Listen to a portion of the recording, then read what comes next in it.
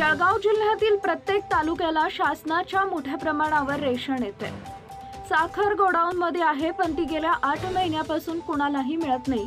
म्हणून जिल्हाधिकारी आयुष प्रसाद यांनी सर्वसामान्यांच्या गरिबांच्या रेशन घेऊन गोडाऊनमध्ये भरणाऱ्या चोरांवर चौकशी करून गुन्हे दाखल होणार का?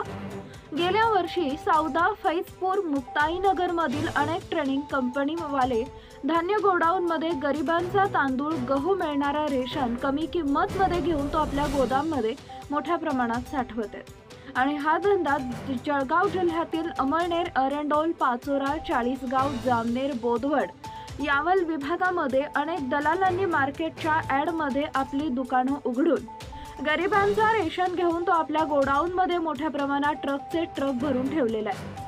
म्हणून जिल्ह्यातील जेवढेही 2 नंबरचे व्यापारी असतील, दलाल असतील, या चोरांना जेलबंद करावे व प्रत्येक तालुक्याला जिल्हाधिकारी व पोलीस अधीक्षक यांची एक नवीन टीम तयार करून पाठवावी। कारण स्थानिक अधिकारी हप्ते घेतात म्हणून त्यांचं कर्तव्य त्यांच्या पुढे गहाण ठेवलंय। म्हणून स्थानिक काहीच करू शकत नाही। जे होणार आहे ते जिल्हावरून वरिष्ठ अधिकाऱ्यांनाच दखल घ्यावा अशी मागणी सर्वसामान्य जनता करत आहे। Subscribe now and press the bell icon. Never miss an update.